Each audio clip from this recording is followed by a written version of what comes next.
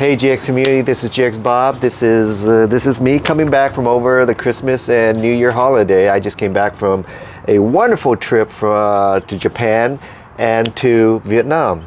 And boy did I have the time of my life, guys. There is nowhere, absolutely nowhere in the world that you can spend $4 to have your dick blown by a mother and daughter team. And the $4 was including tip. So if you guys are, if you're a single man or you are in a marriage where you're not happy, just trickle over to Southeast Asia and I guarantee you by the second day, your dick will fall off. So at the end of this video, after the end of this stupid tutorial, I'm going to add a clip of me filming my kids walking down the red light district of Vietnam and telling them this is why daddy always gets tested for STDs when he comes back to the United States. So let's go ahead and start off this video about ignition kill, guys. So why ignition kill? So for one, auto theft is running rampant, you know, in shitty Canada of all places. And thieves are using high-tech equipment to steal your vehicles when you are not present. So thieves no longer need keys to start your vehicle. They have super high-tech equipment that copies the RFID codes off of your key every time you lock and unlock your car, as long as they're close enough to steal those codes from their, I don't know, underneath your car, or they're sitting in the next car with their laptop and they are scanning for codes. And secondly, ignition kill comes in handy because if you are ever walking back to your truck and you get carjacked, you can easily hand over the keys to your truck to the thief, let him be happy, and run away, because the thief is going to think that he has your keys and he's going to be able to start your vehicle. Little does he know that you have ignition kill and he's there trying to start your vehicle. He's going to give up. No thief in their right mind is going to wait around and look for a switch. Okay, they're going to try to start it. They're going to find out that I'm just wasting my time, I'm catching too much attention, and by this time the cops are already being called on me, so I'm going to run away. So that is why ignition kill works, folks. So there are several types of different kills that you can do. There's fuel cutoff, where, you know, there's the line that goes to your fuel pump. You can actually cut that off with a switch. There's ignition kill, which is what we're going to be doing today. And the only reason why I'm doing ignition kill is because the ignition wire was easier to find than the other two. Then there's the starter wire. The starter wire is from your ignition all the way to your starter, and that cuts off your starter wire also. But unlike older generation Toyotas and Lexuses, we use a key, and the starter wires was a huge gauge in which we can actually find, because it's always in your steering column. But Lexus went to the push start, and there are these tiny wires that come out with a negative pulse, and it doesn't go to your starter anymore. It goes to some computer system, and it goes to a relay, goes to a fuse, and then it finally gets to your starter wire. So looking for that starter wire becomes a little more difficult unless you've been doing it all your life and you know exactly where that wire is. In our case, we know where the ignition wire is. It's in your kick panel. So how are we going to turn this ignition on and off? We're going to use a toggle switch. It's a simple on and off switch. You could buy these at AutoZone. You could buy it at, I don't know, Rock Auto. You could go online to Amazon. Any type of toggle switch that flips on and off. Any kind of switch that cuts the wire in half or it puts the wires together. That is the kind of switch you want.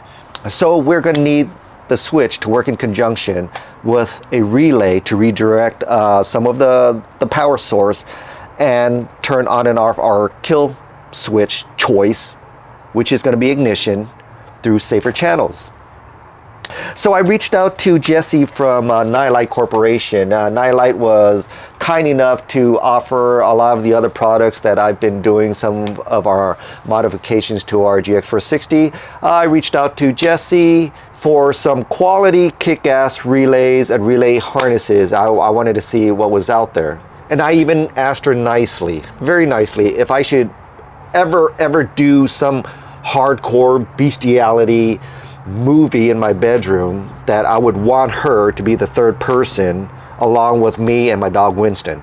So let's get through it, guys. Let's go ahead and start this ignition kill switch tutorial, and we are going to start off with some of the necessities that we need, such as hardware, such as some of the tools that we're going to be using, and of course the toggle switch itself, and the relay and the relay harnesses. Okay, this is the relays. This is a set of, I don't know, 5 relays that were sent to me by Nilight, and these are very good quality relays. And guys, these are not expensive at all. I think I paid maybe 16, 17 bucks for a set of 5. You're only going to need 1, okay? And the reason why I chose Nilight, and this is why, I looked into their product, I looked into other relays that I've checked out, and the fact that their relays, 13 amp, are encapsulated, surrounded by a border where water doesn't get in. It's got a silicone rubber seal around here so water doesn't get in, moisture doesn't get in.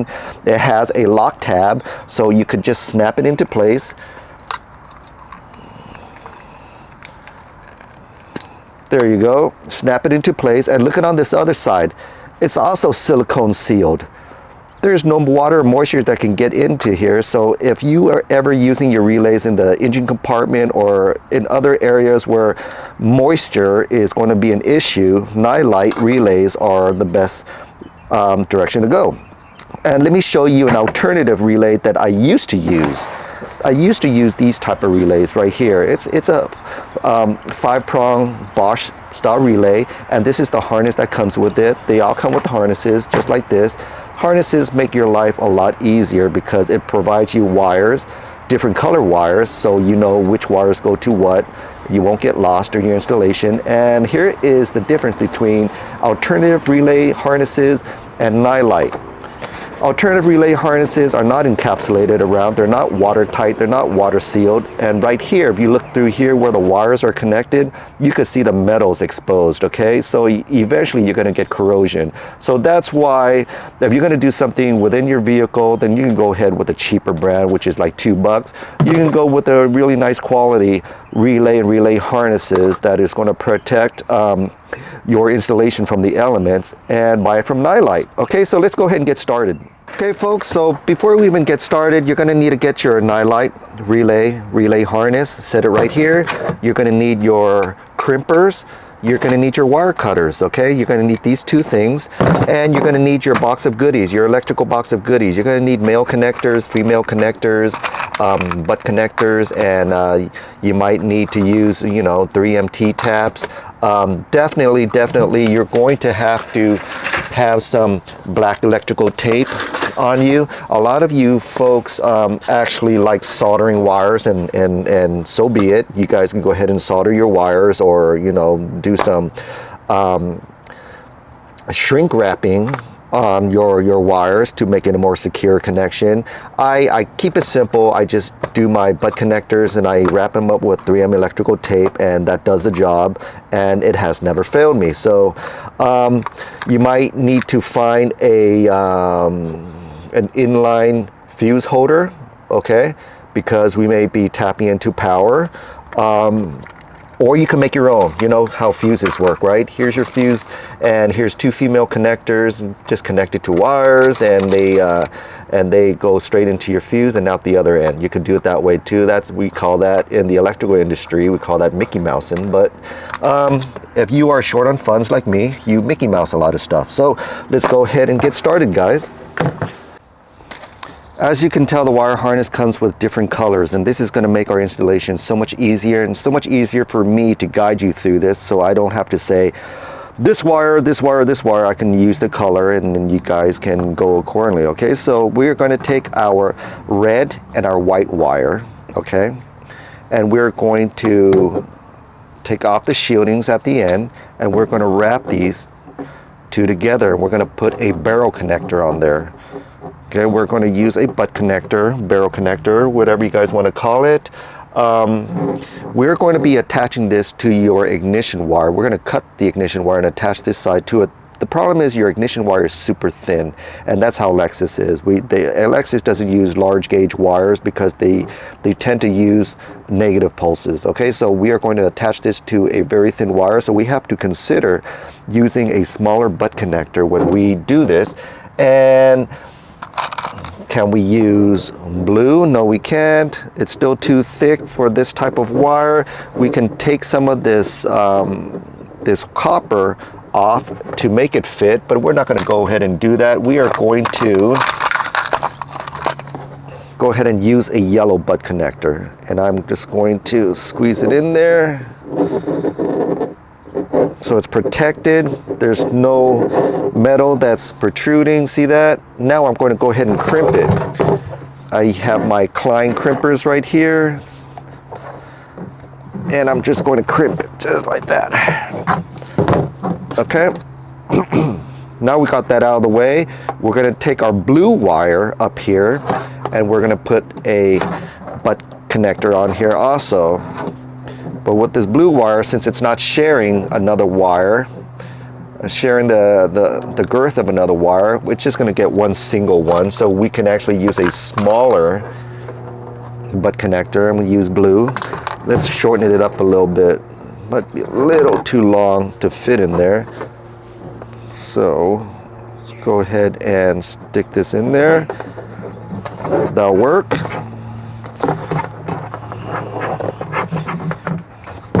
Remember guys, this is just all guidance. You guys could use your own color butt connectors, your own sizes, your own diameters. I'm just guiding you on how to set it up and do the install. Okay, so now we got two butt connectors on here.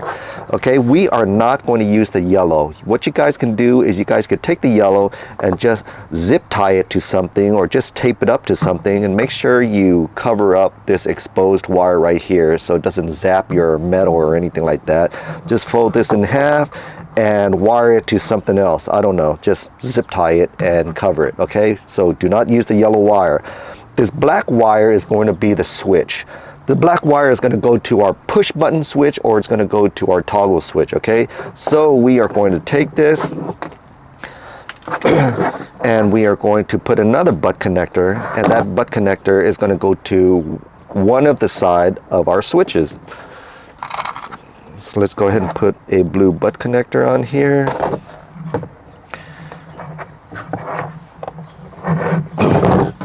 There you go, and that's it. So remember how I said I don't like this yellow wire, and we're not going to be using it, and it's going to be exposed. I'm going to go ahead and tape it to something here. I'm going to tape it to the black wire. Okay.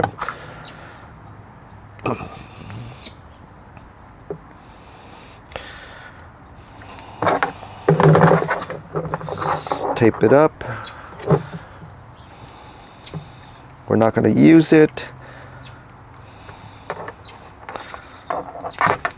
And if you guys go out to the hardware store or electrical store, trust me, not all black tape are created equal. I only use 3M. I use 3M for everything, okay? And trust me, you want to get quality tape, because over time, this will, with heat, and if it's exposed to the elements, it will come off. Okay, so the sticky residue's got to stick for the life of this relay. Okay, so there we go. We're all set. We're all done. Let's go ahead and go to the truck. Let's go ahead and get our plastic scraper, stick it underneath here, and pop up your foot panels here. Take them off. Put them underneath your vehicle. Now here is your left kick panel. You're going to have to pull this sucker off also. Take it out. It's all plastic, guys. Don't be afraid just to pull it off. Yank it off, okay? You're going to get a black knob right here. I already took this off prior. It's just a spin knob. You spin it counterclockwise and it comes right off, and this whole entire thing just pops right out with a couple of clips, okay? This clip, and down here a little slot right here, okay? Just remove it. I like to place everything underneath the vehicle while I work. Now if you guys look inside your kick panel, you're going to have this blue casing right here. Okay, this is the plug that we're going to be working with. Okay, now if you look all the way down, there's going to be two columns, the first column and the second column. We're going to concentrate on the second column, okay? The column that is the closest to your steering wheel. And if you count from the bottom up, 1, 2, 3, the third wire up is going to be a really thin blue wire. This is the wire that we're going to cut. This is your ignition wire, okay? In order to access that, we're going to try to move this harness up to let it become exposed, and we're going to cut this blue tape off to let some of this wire out and dangling so we have access to it. I'm going to grab a razor blade, being very, very, very careful not to splice into any other wires, I'm going to make a really thin cut along the top layer of the wire so I can get it exposed. See that? I just cut the top layer of this tape so I can open up this bundle of wires so I have more access to it. So I'm going to look for my wire now. I'm going to put all these other wires to the left, and I'm going to take my wire and stick it to the right so I know what wire I'm working with. And here it is. See this one blue single wire right there? Remember, it's on the right column, and count up 1, 2, 3. It's the third wire. If I were to cut this wire right now, my car will not start. Okay, so let's go ahead and, folks, whatever you do, make sure you don't cut it too close to the connection point. Make sure you have enough wires on both ends to work with. So I normally would like to cut it in the middle. There you go. I'm going to have this end exposed, and then I'm going to have this plug side exposed. So I'm going to call this side of the wire the plug side, and the other side I'm going to call it the engine side. Okay, there we go. I'm going to slice off the shielding to let it become exposed.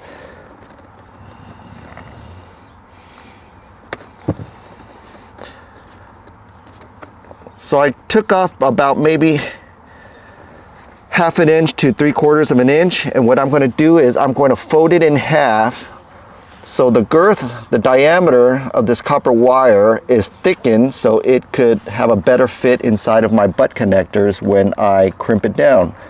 Okay, see that? Okay folks, now I'm going to bring my relay to the vehicle. I'm going to take the blue wire. Okay, the blue wire, I am going to connect it to the plug side of my blue wire. Okay, so let's go ahead and connect this. I'm going to crimp it.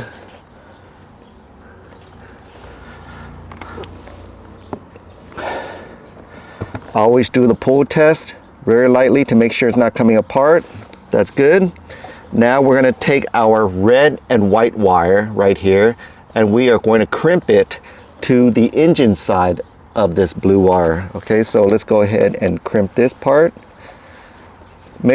Just remember, this is a way bigger butt connector, way bigger diameter than this small wire. Okay, so we are going to have to crimp it really good, get it centered, crimp it really good. We're going to have to tape it really good. We're going to have to do a little pull test to make sure it's not going to come apart.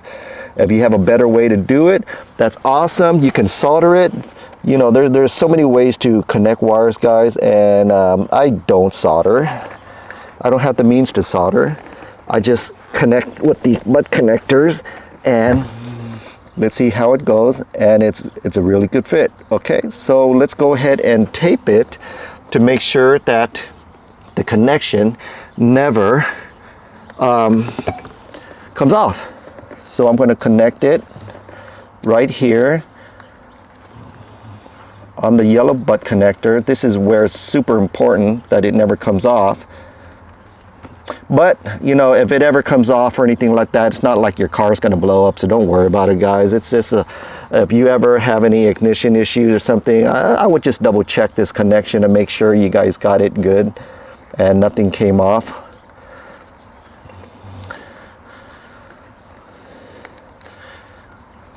Okay. So when I connect this, I'm securing it a couple of times with black electrical tape. Like I said, you guys can connect wires any way you want. A lot of people don't use butt connectors. A lot of people just wire the copper together and tape it. A lot of people do solder. So really up to you. I'm going to go ahead and tape this end too. Bingo, you're done. And the only wire left is your black wire off of your relay, okay? And this is going to go to your switch. So let's go ahead and work on our switch right now. Now we're going to take our toggle switch. The toggle switch is going to have an on and off toggle right here, and it's going to have two wires coming out of it. Okay, so one side of the wire, we are going to attach it to the black wire of our relay. Okay, so we're going to leave this alone. But the other wire, it doesn't matter which one, but the other wire, which other wire you didn't choose to attach to the black side of the relay, we are going to add a fork connector. And the reason why we're going to add a fork connector, I'm going to show you in a minute, is because we are going to attach this side to a ground, a live ground somewhere in the vehicle, and I already have the perfect place for it. It is going to be behind a 10mm bolt right behind our dash. Okay, so fork connector, leave the other side alone, maybe snip it just a little bit because this is too long here, and let's go ahead and attach it to the black wire of our relay. Here's my toggle switch. I am going to attach one side to the black wire of my relay right here. Let's go ahead and crimp that.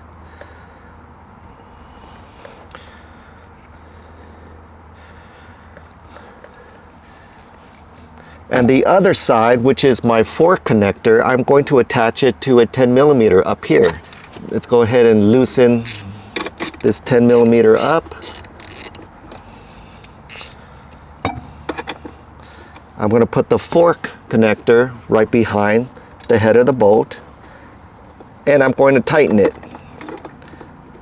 Now you have perfect ground connection.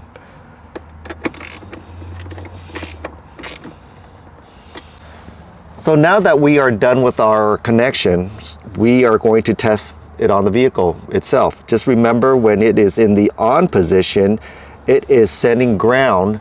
It is sending ground to the relay in order for the gap between the two ignition wires to make a connection. Okay, so when it's in the on position, we have connection and the engine will start.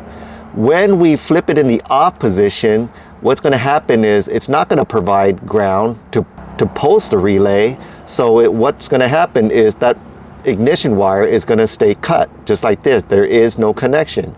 So in the off position, it won't start. In the on position, the car will start. So let's leave it in the on position and let's go ahead and start the vehicle. Okay folks, just to prove it to you guys, the switch is in the on position. It's on the red. On position, the car will be able to start. Let's go ahead and test it.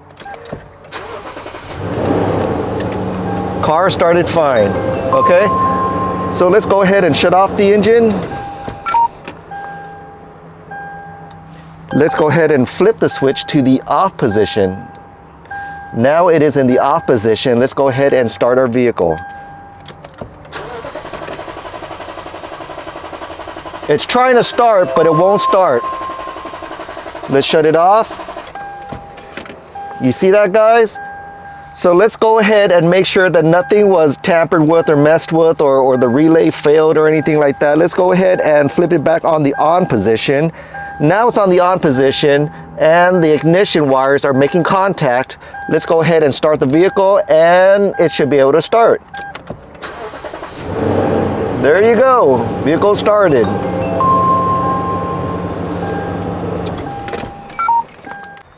So now that everything is a wrap, I'm going to go ahead and store this away, and the best place to store this away, you guys can go ahead and zip tie this together, tape it together. I'm going to grab one of my doohickey tools right here and just pop this entire blue bracket off, this plug bracket off, so I can make access to go behind here, because there's a lot of space inside here, inside the door sill.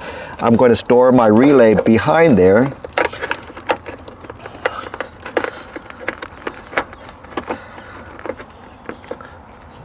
Just like that, and I'm going to go ahead and plug this back into its place. I'm going to put my kick panel back on here, and where am I going to put this switch? Easy, folks. What I'm going to do is I'm going to grab my kick panel and I'm going to drill a hole, any type of hole right here, 1/4 inch hole, whatever, that is going to fit the diameter of your toggle switch. I'm going to slip this toggle switch right here. It's going to be out of the way because it's going to be really high up where your feet's not going to kick it or anything. It's going to be right underneath your panel. And whenever I want, you know, to have ignition kill activated, because I'm going to be at the airport, I'm going to be gone for a few days, I'm going to go ahead and flip the switch so nobody can walk by my car car and scan it and take off with my vehicle with, I don't know, some RFID scanner or something like that, okay? So, but in the meantime, while it's in the safety of my driveway, it's in the safety of, you know, in my presence, I'm not gonna be flipping the switch. I'm just gonna keep the ignition kill off and just go about my business, because I have never had any issues with anybody jumping the fence of my house just to steal a vehicle, because you're going to have to go through quite a couple of hurdles just to get to my truck when it's at home. So this switch is only going to be activated when I'm away from my vehicle in a public space. Okay, so I hope you enjoyed this video, guys. I hope this is going to encourage some of you guys to go ahead and do this installation. It was super easy to do. You guys don't have to do this toggle switch. You guys can buy any type of switch you want, as long as it's an on and off switch.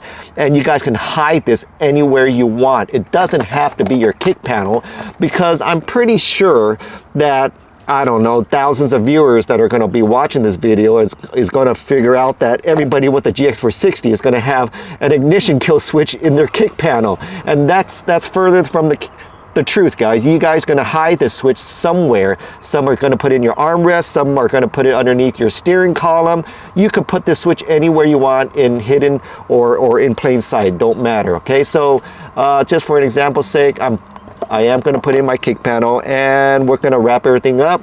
I'm not going to show you on how to put everything back together, because it's just a reverse process, guys, right? You guys are smart enough. If you guys are smart enough to buy the most awesome truck on the entire planet, then you guys can figure out how to put everything back together. Okay, guys, hope you guys enjoyed this video. I'm going to go ahead and show you my red light district walkthrough with my kids right now.